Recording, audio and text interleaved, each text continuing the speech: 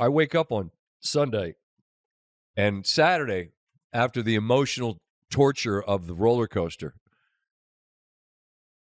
I'm kidding. It was a late night. Stayed for the fireworks. Epcot, beautiful. I get emotional. Love fireworks. And it was just a perfect family scene. Like my daughter, unsolicited, comes, gives me a big hug, thank me for this. My one of my little guys kind of falling asleep on me. Like a lot of hugs. You get every fireworks thing that they do is like, it's not just fireworks. It's like the galaxy opens its arms to you and takes you. Like it's you know what I mean. The messaging is always this incredibly moving, powerful. They do stuff. that every night. Every night. That's amazing. You know what? They got the cash. Oh. I look around from time to time and like, I can't imagine just what's the number associated with every single person here. Every day. That's why the fireworks, we're good.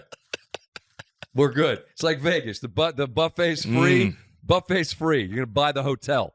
So we get home. It's an early to bed scenario there for everybody.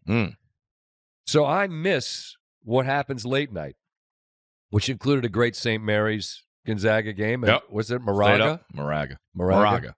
Not near, what's the cow place? Kalinga. No. Shout to Kalinga. I miss all of the late night stuff, including, which seems like you're getting punked on your own timeline, Luka to the Lakers. Now, we're late to this. I saw Rosillo and the emergency pod with Simmons. He's just apoplectic, as is everyone. It's just an odd, beyond odd, what is this deal where you move a 25-year-old for a star? Anthony Davis is a star, okay? People talk about him like he's not a star. He's a star. Injury prone, yeah, he gets injured some. Luka's got a calf and weighs who knows what at the moment. But Anthony Davis' ceiling's really high. Did Dallas need that piece? I didn't think so necessarily. But they act like you got nothing. But the Lakers had more picks to give. What's the guy's name? Nico? Is it Harrison? Mm-hmm. Yeah, they're a GM. He holds a press conference where he's talking, and the whole thing feels like a skit. Pelinka thought he was joking.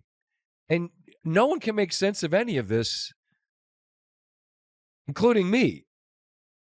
And I mean, does this interest you as much as the conversation has carried the sort of sports talk over the last 48 hours? What interests me is all the reaction. Okay. And I'm a guy, I don't like surprises. And people say they like surprises, and they're lying. Because everyone was losing their mind because all the access we have to everything in the world right now with social media, we know everything. That's a great point. And everybody was just irate because they had no idea. And for the idea that the guy that breaks the news has to send out "this is real" on his tweet is just what this league has turned into.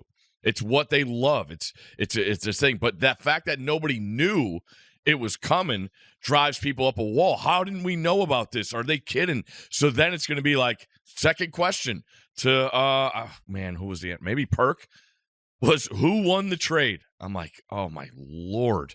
I'm like, how about how Davis fits in with the two centers in Dallas, or how Luka and who's going to handle the ball? What happens to Austin Reeves, who's had an awesome year? So to me, I'm thinking to myself, I'm like, Luka hasn't played since Christmas. And not once has that been brought up.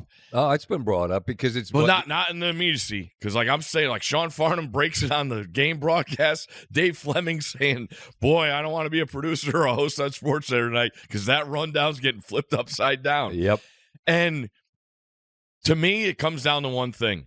They absolutely despise still having to deal with Luka. Dallas. And they love Anthony Davis. Yeah. That's what it comes down. And I get it. The whole, Rosillo's number one thing. Why didn't you shop him around? Well, that's the thing. That's what it is. They didn't want to. They wanted Anthony Davis. They didn't want it to be this whole thing. And there's people out there saying, wait till the end of the year. But you could tell they were tired of having to deal with him. We've talked ad nauseum how hard he is to watch during the games because all he does at the referees. Windhorse goes on with blowtorch in the game last year. On our show with us, yeah. Right? That's where the winners are. Yeah. I mean, that scorched earth Windhorse thing was something that was brought up quite a bit afterwards about this guy. I get it. Somebody needs to put the tape together. We've said this for years, and just show it to him and say, you got to stop acting like this. I'm sure they have. I agree with that. It's what I always say, but you've got to have someone in your life that can call you on your bullshit. I have two people, my wife and him.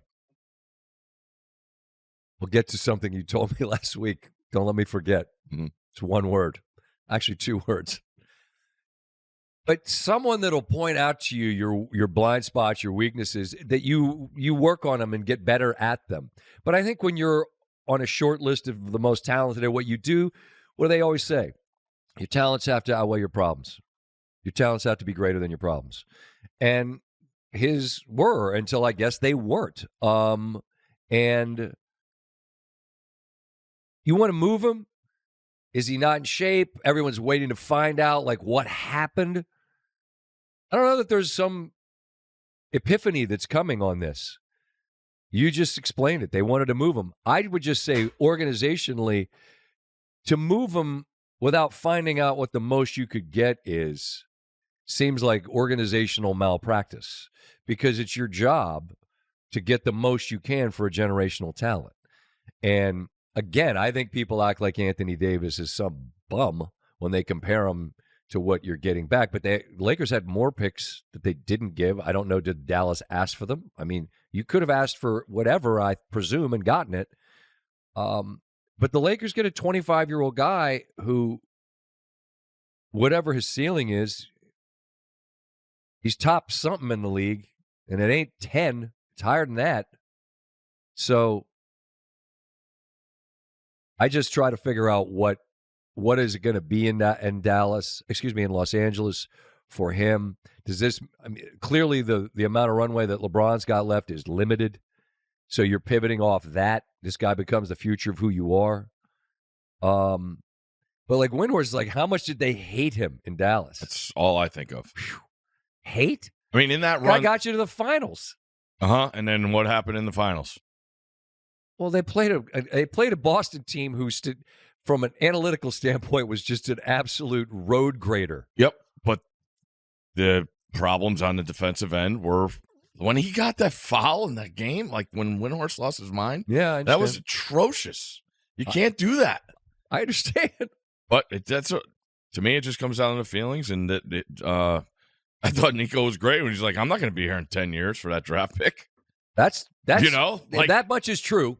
That much is true. He's sort of already carved his road. I guess. I didn't know there was that many Mavs fans, but they're making their voice heard. So, again, 25-year-old guy that was in the finals a year ago, and I don't know.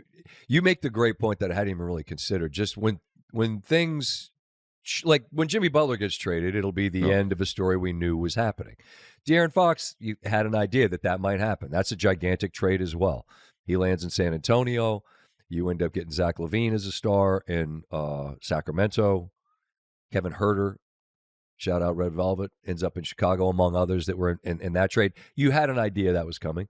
It was clear that was a possibility.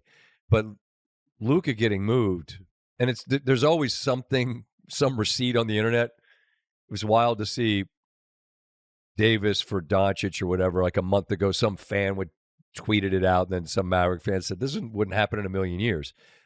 And that was everyone's reaction. It was a stunning thing that had happened.